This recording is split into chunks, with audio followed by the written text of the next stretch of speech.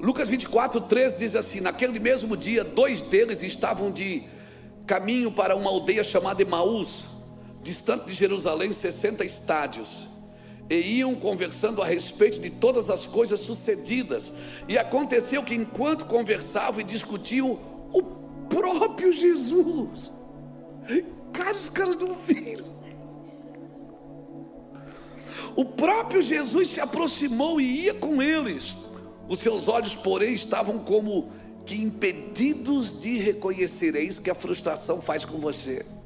Quando você espera um resultado que não veio, de um jeito que você queria e não veio, você frustra para todas as outras coisas. Frustração é esperar um resultado que não veio. E esses caras aqui estavam frustrados, estavam como impedidos de o reconhecer. Então lhe perguntou Jesus: o que é isso que vos preocupa? E de que ides tratando à medida que caminhais? E eles pararam entristecidos. Um, porém, chamado Cleopas, respondeu dizendo: és o único, porventura, tendo estado em Jerusalém, que ignoras as ocorrências desses últimos dias? E Jesus ainda instiga. Jesus diz: qual? Esse Deus não é gente, né? Ele lhe perguntou: quais? Em outras palavras, ele está perguntando: onde é que você estava? Que você não viu essas coisas? Esse é o problema, não saber onde Jesus estava. A frustração te cega, irmão. A frustração fecha os seus olhos, porque não é do seu jeito, é do jeito dele. O homem no Éden, quando abriu os olhos, ficou cego. Enquanto eles estavam cegos, eles viram. Quando eles abriram os olhos, eles ficaram cegos. Porque com Deus é diferente do seu jeito.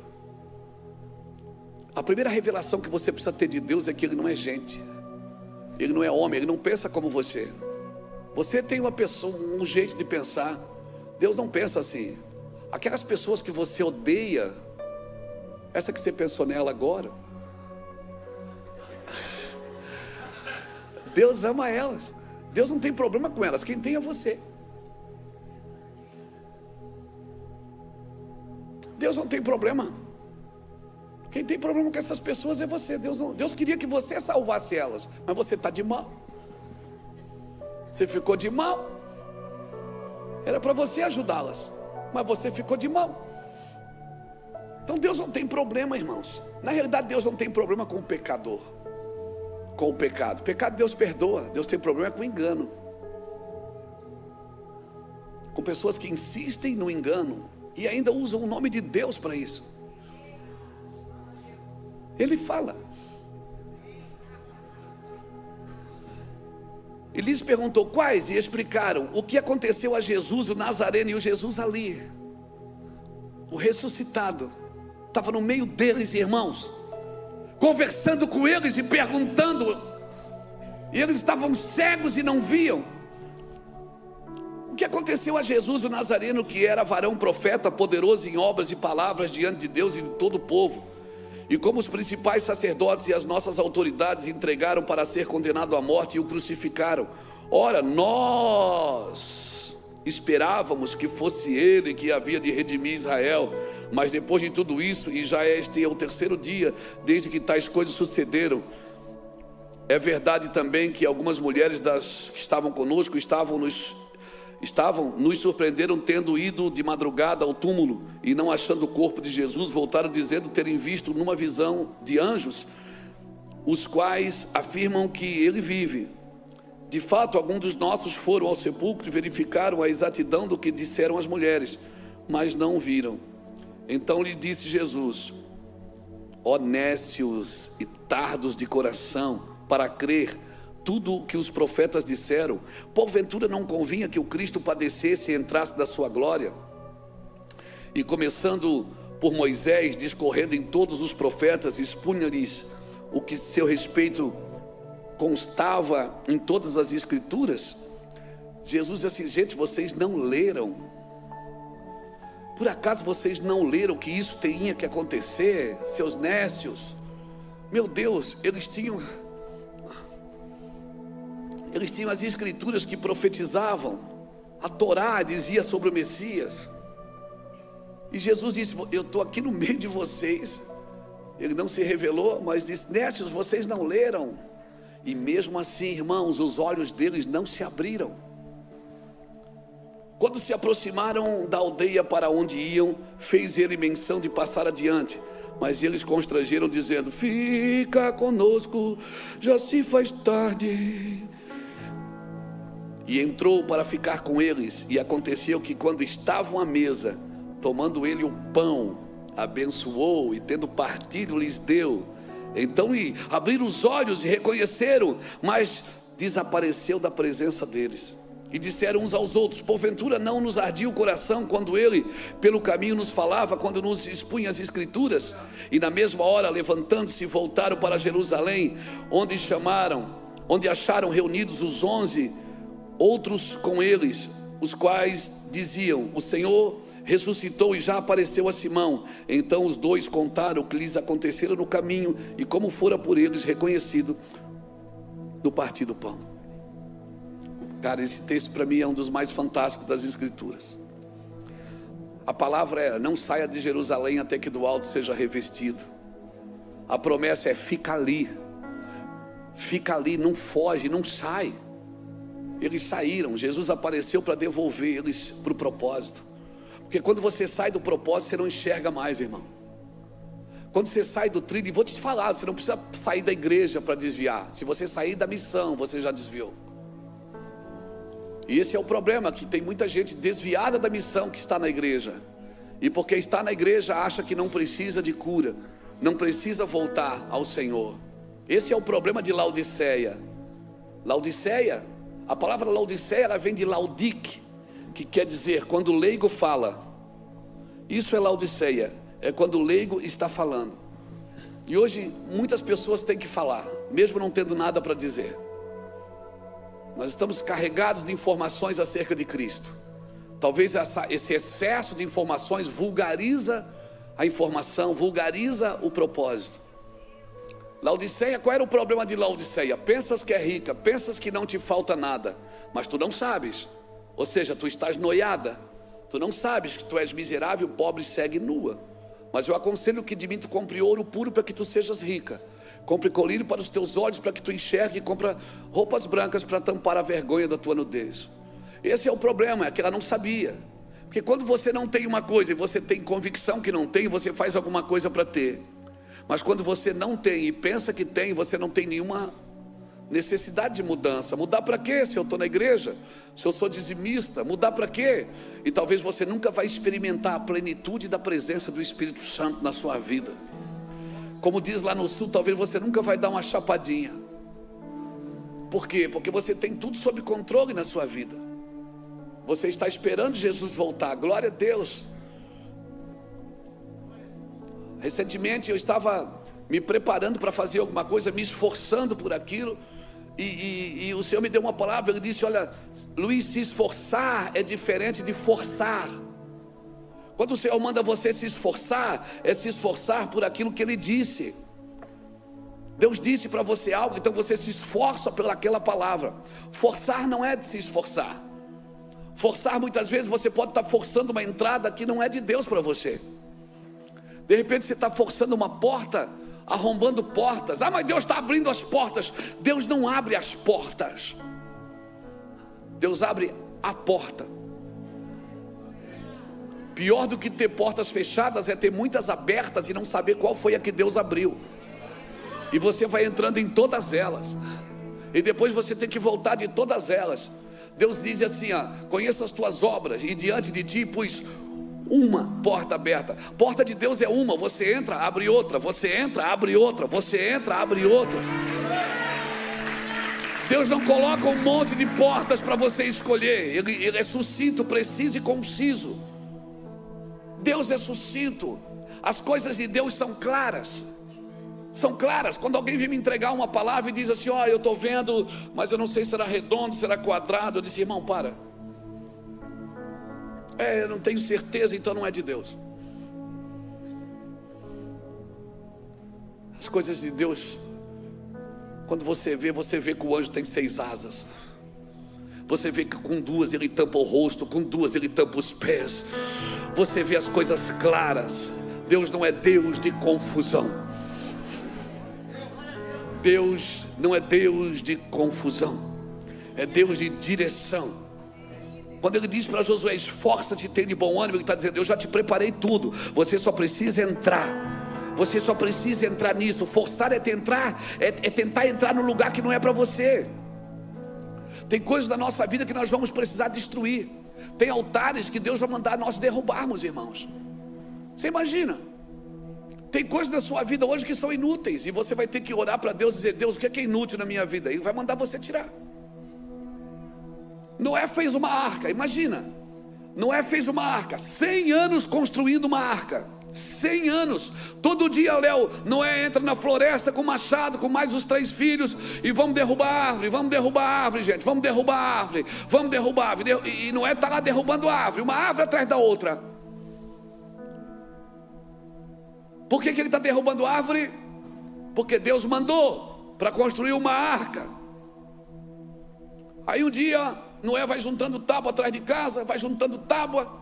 Um dia chega alguém e diz, Noé, rapaz, você não arruma 2 tábuas dessas para me fazer uma mesa lá em casa? Noé diz, não, pega ali na pilha, pode pegar. Aí o cara pega, passa um mês, 100 anos, trabalhando na mesma coisa, passa um mês, chega um cara e diz, Noé, você não me vende umas 10 tábuas dessas para me reformar a casa? Noé diz, vendo.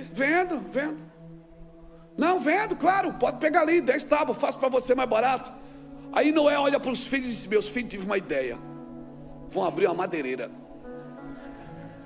E aí Noé abre uma madeireira e se torna o maior madeireiro da época, e esquece porque que ele entrava na floresta para cortar tábua.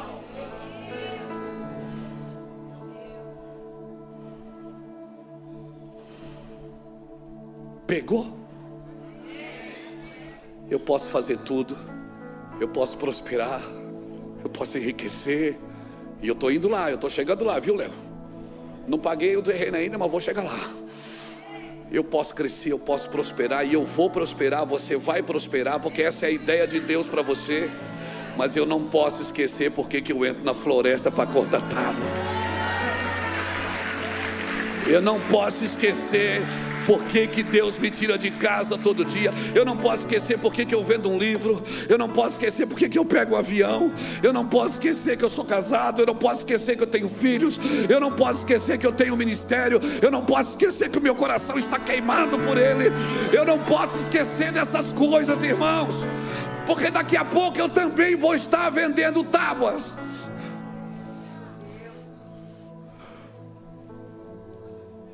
Eu não posso esquecer do meu chamado.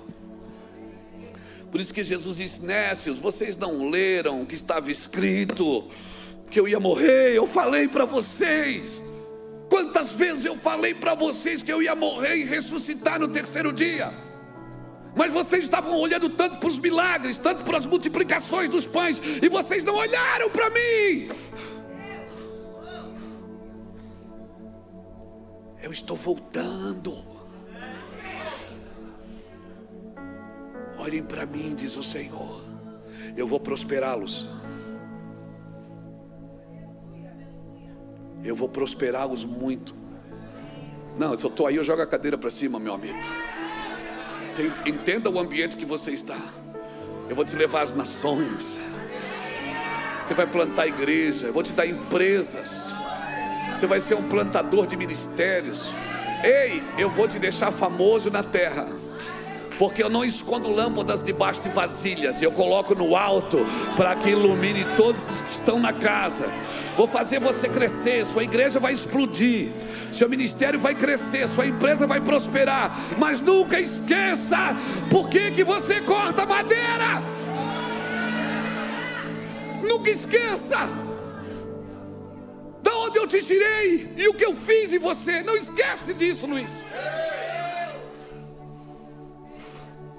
Não esquece que você era um viciado, um traficante miserável, um perdido na vida, e eu mudei a sua vida. Não esquece disso. Te dei nome, te dei casa. Hoje as pessoas te chamam de apóstolo. Oh, aleluia. Até enche a boca, apóstolo.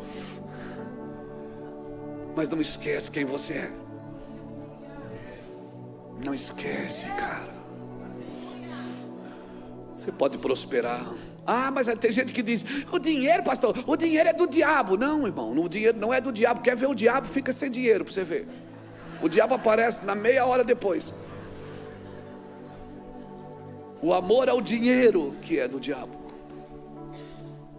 E você não precisa nem ter dinheiro para se entregar a Satanás. Você pode ser um idólatra, adorar o seu ministério, adorar os seus negócios, adorar o seu corpo. Idolatria, latria é serviço. Idolatria é serviço a um ídolo. Ou seja, tudo que você coloca no lugar de Deus na sua vida é latria, é idolatria, é serviço a um ídolo. E o Senhor está dizendo assim: eu estou no meio aqui com vocês. Abre teus olhos, volta para Jerusalém, volta para a promessa, volta para o lugar que você nunca deveria ter saído, para a minha presença.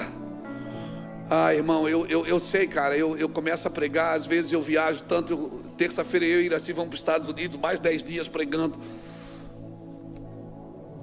Às vezes eu estou pregando, às vezes eu subo sabe quando você não subo num altar, sabe quando você não sente o cheiro?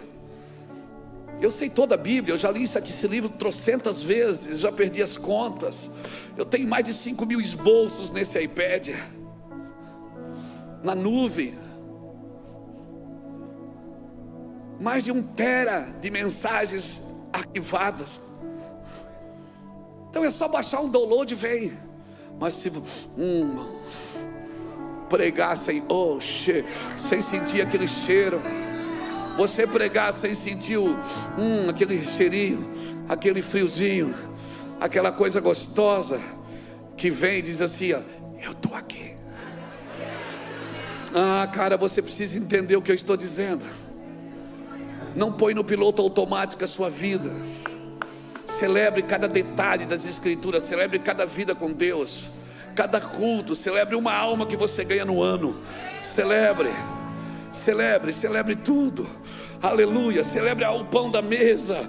Ah, agora você tem bastante comida, não precisa mais orar. Não, continue orando quando você só tinha um sanduíche. Oh Deus, obrigado pela fartura. Meu Deus, eu não sei nem o que é isso, eu vou comer agora.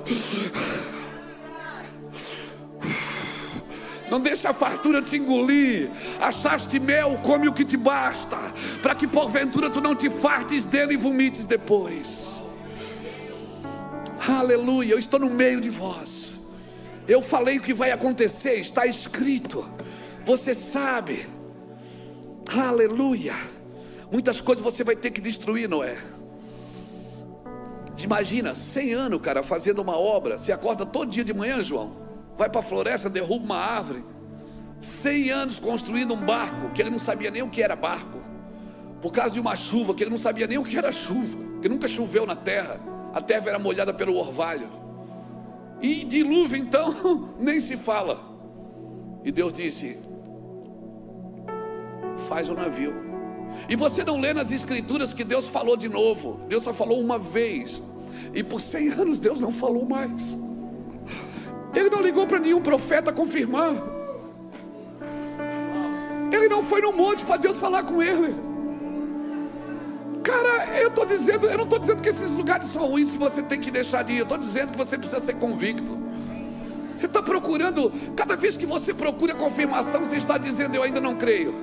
E Deus fica pensando: eu já falei que esse miserável umas 10 vezes, eles não acreditam. Se estás sem direção, é porque te falta comunhão.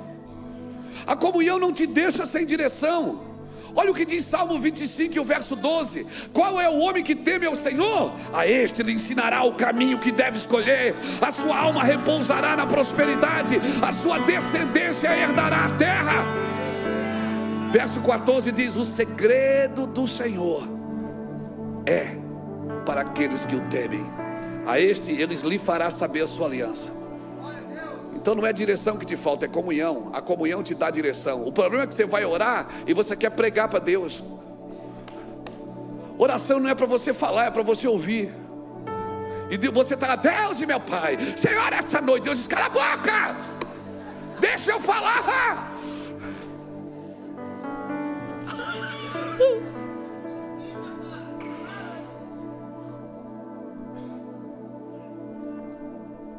A palavra ouvir no hebraico, ela significa chamar, e obedecer também é chamar.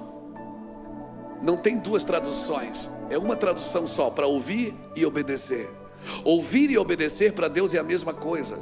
Ouve Israel, o Senhor, porque quando Ele fala, Ele espera que você ouça, obedeça e pratique. Oração não é para dizer para Deus o que Ele tem que fazer. Oração é para ouvir os céus. Aleluia.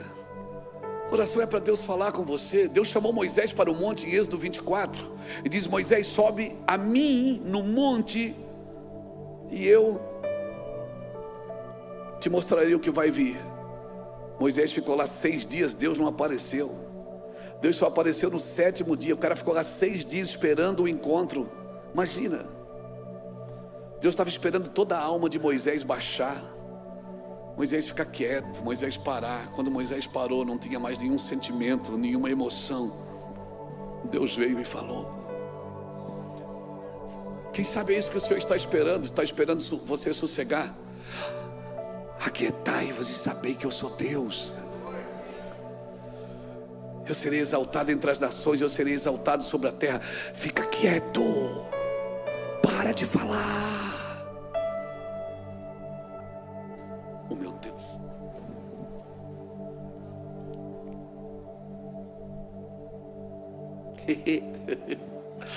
Achei o galão de vinho. Fica quieto, deixa Deus falar, deixa Deus fazer. Para de lutar, aquieta-te e saber que eu sou Deus. Fica quieto, deixa Deus fazer. Mas nós não, nós queremos dar resultado quando Deus quer que a gente dê fruto. Obrigado. Não é para dar resultado, é para dar fruto. Fruto. Deus não está procurando seus resultados, Deus está procurando o seu fruto. Aí Jesus está passando com fome. Jesus também se alimenta de você. Ele está passando com fome, ele olha de longe, vê uma figueira cheia de folhas. E a Bíblia é clara, a Bíblia diz assim: não era tempo de figos. Mas ele olha, ela está cheia de folha, ele chega perto. Quando ele chega perto, não tem fruto. Mas tinha folha. Não tem fruto. Agora ela tinha a obrigação de dar fruto? Não, porque não era tempo de figo. Mas Jesus ficou com raiva e secou ela. Disse: não nasça mais fruto de ti. Jesus ficou com raiva. Por quê? Porque não tinha figo? Não, é porque não tinha figo, mas tinha folha. A folha anunciava que tinha figo. Quando ele olhar de longe, tinha folha. Quando ele chegou perto, não tinha fruto. Quantas pessoas você conhece que olhando de longe tem folha, mas chega perto não tem fruto? Você não tem que dar fruto se não está na tua estação. Espera a tua estação. Tá, mas se não estou dando fruto, o que é que eu faço? Celebra alguém que já está dando fruto, para quando você dá fruto, alguém te celebrar também. Então peraí, então eu não preciso dar fruto agora? Não, mas não mostre folha. Mostrar folha, mostrar uma coisa que você ainda não tem. Espera ter, vai chegar a sua estação. Quantas vezes eu sentei na frente de pregadores e eu dizia assim: Deus, deixa eu pregar, eu prego muito melhor que isso aí. Eu falava, Deus dizia: não é a tua estação, não é o teu tempo. Não mostra a folha. Fala para Jesus: Senhor, eu ainda não tenho fruto. Ele vai dizer: fique tranquilo, filho, você vai dar fruto. Apenas fique grudado aqui na figueira, na videira. Fica grudado em mim, porque você vai frutificar na estação própria. E o seu fruto vai permanecer. E você vai dar fruto na hora certa. Na hora certa você vai dar fruto. Amém? Amém? Amém? Glória a Deus. Charles casou com a minha filha, a Bruna Caroline. Charles já trabalhou comigo na editora, já trabalhou em tantos lugares, já fomos para a África junto. E eu olhava assim, eu dizia assim, cara, não está dando fruto ainda. Mas eu não forçava a barra, esperava. Reuel viajava comigo, eu olhei um dia para trás e disse, Reuel, acho que está na hora de você voar, cara. Reuel está viajando o mundo com a sua esposa. Nós vamos agora para o país de Gales em junho, fazer uma conferência lá onde Evans Robert pregava. Eu olhei para o Charles, você vai viajar comigo? Ele disse, mas eu não toco teclado. Tô nem aí, mano, vai aprender. Eu só toco violão. Eu disse, eu só toco campainha. Ensino. 2 semanas aprendeu 3 notas. Dó, dava dó de ouvir. Mi, misericórdia. E lá para longe do tom. E tá aí, ó, dando fruto, né, bebê? Por quê? Porque quando chega o seu tempo, você não pesca, é o peixe que pula dentro da rede. Você está lá tentando, pescando e não pega nada. Daí Deus diz assim, agora vai lá, porque agora eu estou mandando. Você vai agora debaixo de uma palavra. Espera o seu tempo, você vai chegar no tempo certo. Não fuja do lugar da promessa, não fuja do lugar da promessa. Irmãos, eu nasci em igrejas que o pastor me ofendia, me machucava. Eu nasci em igrejas que nós éramos feridos, machucados. O pastor olhava para mim e dizia, você não sabe fazer nada. Eu baixava a cabeça, ficava quieto, à vontade de... Eu aprendi uma coisa, para não ficar virado, eu falava em línguas. Você que fica irado com a sua esposa, não briga mais com ela, só ora. Isso. Lá em casa é uma festa. Aí assim fala, oh, mulher da vida, oh, te amo, mas sai daqui agora, aleluia. Pronto, deu tudo certo. Oh, terra.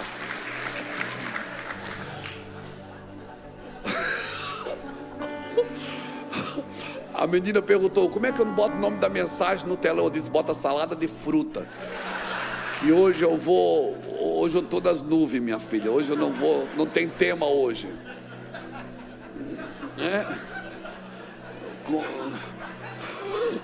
Ela disse, o senhor tem um tema para nós botar na tela? Eu disse, bota lá o tombo do leão dourado, alguma coisa assim. Eu sei lá o que eu ia pregar hoje. Eu só sei que eu cheguei aqui e disse, Jesus, eu estou aqui. Agora é o senhor que faz o que o senhor quiser. Se prepare para derrubar altares da sua vida.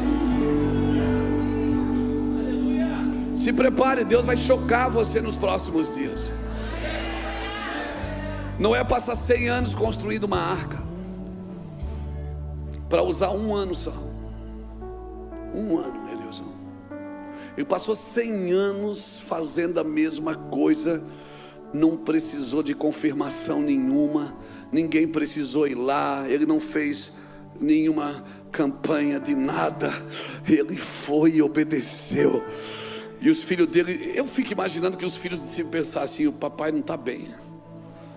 Eu fico imaginando que os filhos pensaram, meu Deus, o que é que meu pai está querendo fazer? Barco? O que é um barco, meu pai? Como é que o senhor vai fazer? Ele disse, eu tenho a planta. Mas de onde é que, como é que o senhor fez isso? Não, eu não fiz, foi Deus que me deu a medida.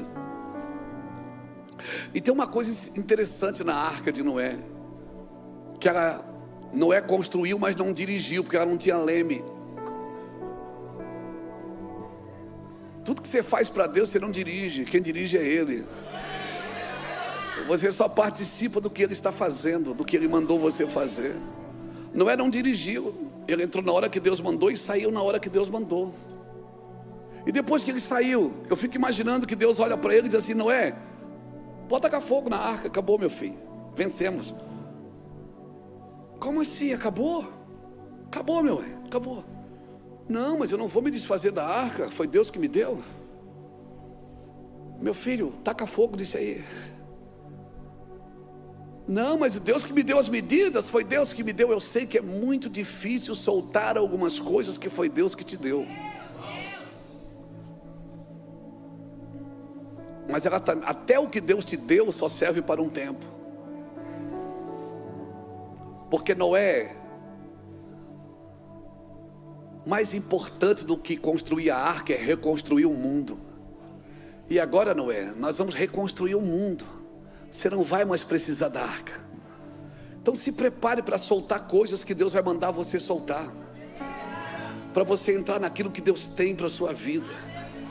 Irmãos, eu trabalhei na igreja, eu pregava segunda, eu pregava na terça da vitória, eu pregava na quarta da unção, na quinta do avivamento, eu pregava todo dia, eu e Iracira, a gente ia para a igreja à tarde, limpava a igreja e pregava de noite. Agora está tudo bem, agora a igreja está crescendo, tem 3 cultos no domingo, gente que vai na rua, porque não, vai embora porque não consegue entrar, nas 3 reuniões. Agora compramos o terreno, estamos pagando, só estamos esperando o Léo ir lá de novo,